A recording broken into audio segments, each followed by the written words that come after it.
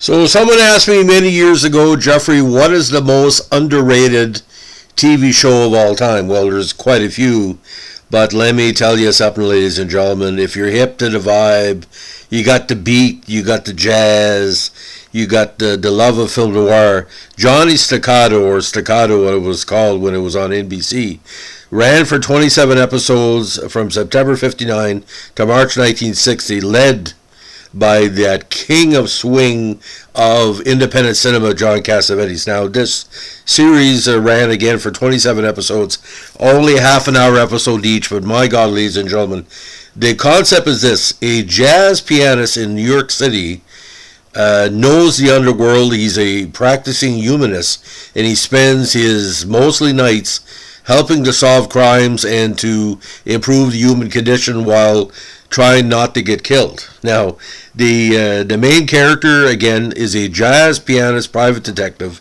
and he plays at a Greenwich Village jazz club belonging to his friend Waldo, a sort of his confidant, played by the great Eduardo Cianelli. The show featured numerous musicians such as Barney Kessel, Shelley Mann, Milt Holland, Red Mitchell, Red Novo, and Johnny Williams. Now, although the show was set in New York City, all these men were closely identified with the West Coast jazz scene. It was filmed largely in LA. Now, from the moment you watch the series, if you haven't seen it before, what stands out, of course, is the great Elmer Bernstein's theme music. Both of the main teams used, and Stanley Wilson was the music supervisor. Now, this acoustic version of the theme went to top 10 in England, and it was a legendary, orchestral for years. Now, Cassavetes signed out on to the show, and part of it was he had to approve the majority of the scripts, or part of them, and he also directed 5 episodes, including a very over-the-top kind of film noir meets method with Cloris Leachman about a murder. We'll get into that in a second. Now, after its initial airing on NBC, ABC presented reruns of the series from March 27th to September 25th, 1960. Now, get this, ladies and gentlemen. 3 days after it was stopped running on ABC, it started running on NBC started running on ABC. Now, it has been released on DVD. You can get it on the Timeless Media Group. It's a retro on DVD that came out in 2010. But most of the major episodes have aired on stations specializing in nostalgia programming, including Get TV. Now, executive producer was William Fry, and this was an MCA production, which they started trying to get it together in 1956. It took a few years, but Cassavetes at the time was doing a lot of independent cinema, and he used this show to work on his anti-hero, not say anti-hero, but like a non-hero style. Cassavetes' acting style, you see it in more mainstream movies he's done himself, and including the big hit, The Dirty Dozen. There's no way you can kind of describe his style other than the Cassavetes style. Now, cinematography, we had a lot of great cinematographers: Lionel Linden, Ray Corey, William A. Sickner, John F. Warren, Bud Thackeray, and John L. Russell. Now, the episodes, again, True Review Studios with MCA TV, could have easily gone in syndication. Now, this was the explosion of film noir or TV noir at the time, and the guest stars were left and right, and Alicia Cook, Mary Tyler Moore, Cloris Leachman are the most well-known stars, and other ones including the great Norman Fell, Harry Garodino, very underrated actor, a young Mark Landau, a young Michael Landon playing against type, playing a black male a pop singer, and the kind of the pilot, Ruta Lee, John Marley, a young John Marley, a young Elizabeth Montgomery, of course, Mary Tyler Moore, the luminous Susan Oliver, his wife Gina Rollins, in an airplane kind of plot. You have to be seen to believe, and Dean Stockwell and Jack Wesson. Now, Johnny Staccato aired at 8:30 p.m. Eastern on Thursdays, opposite ABC's sitcom The Real McCoys. And also against Johnny Ringo, played by Don Durant.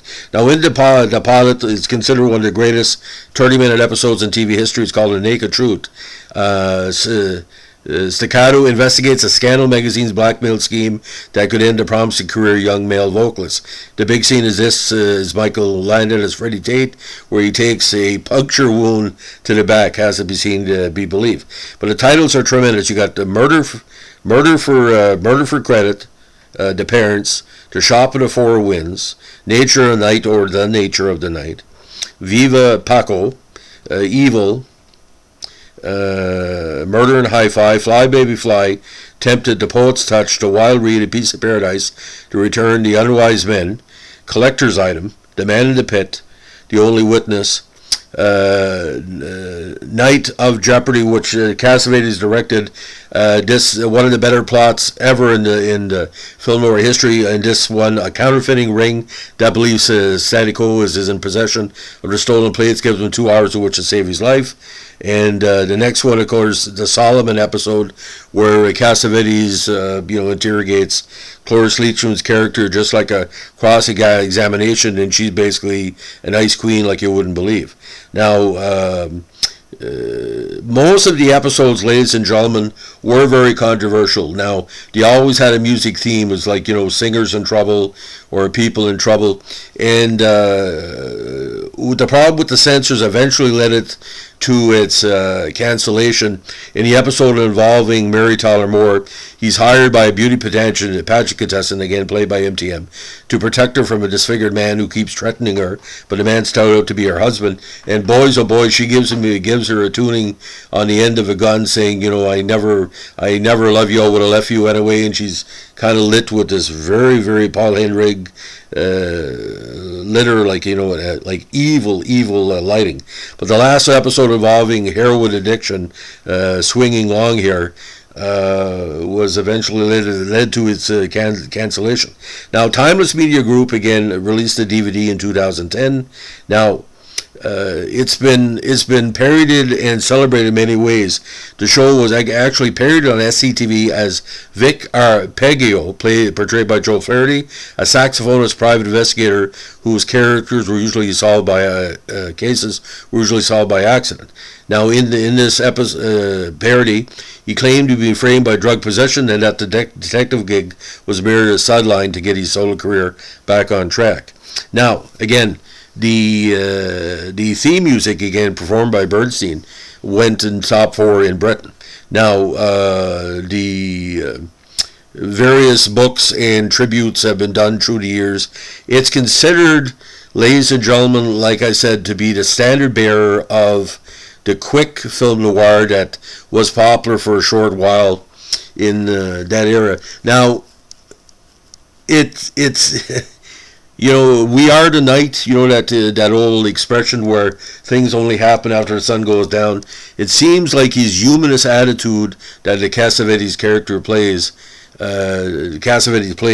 seems to be a precursor to the film noir you would see in the 60s, 70s, and into the modern era. He's not out there just to make money. He's out there to improve the human condition. And John Cassavetes is a thinking man's actor. Now, we know 5 years later, and we're going to talk about this in another podcast, he did The Killers with his great co-star Lee Marvin. But episodes of the series are available on YouTube for free. But it's very weird because it's not really the same cinematography as Twilight Zone and other great black and white series at the time, or dark series, but it really stands out. The only problem I have is I really don't know why NBC picked it up, because they knew it was going to eventually be canceled, because you can't have these stronger themes. How do you sell a show like this internationally? Because half the time the episodes would be, not say censored, but they would not pass the censors. Can you imagine showing this on CBC TV in 1960, talking about drug addiction or bad femme fatales or an evil Santa or stuff like that? Is not going to work. So I gave the series 3 stars out of 4. Check it out, and it goes fast, but hey man, the show swings, and that's the main thing. But Johnny is the hero of all time for me when it comes to that kind of, beatnik meets swinger meets, brainiac, and like everything he does in episode is not wasted. Every 30-minute episode is and an enormous cerebral pleasure to watch. Thanks for listening. Don't forget, give us a like, comment, or subscribe. Bye.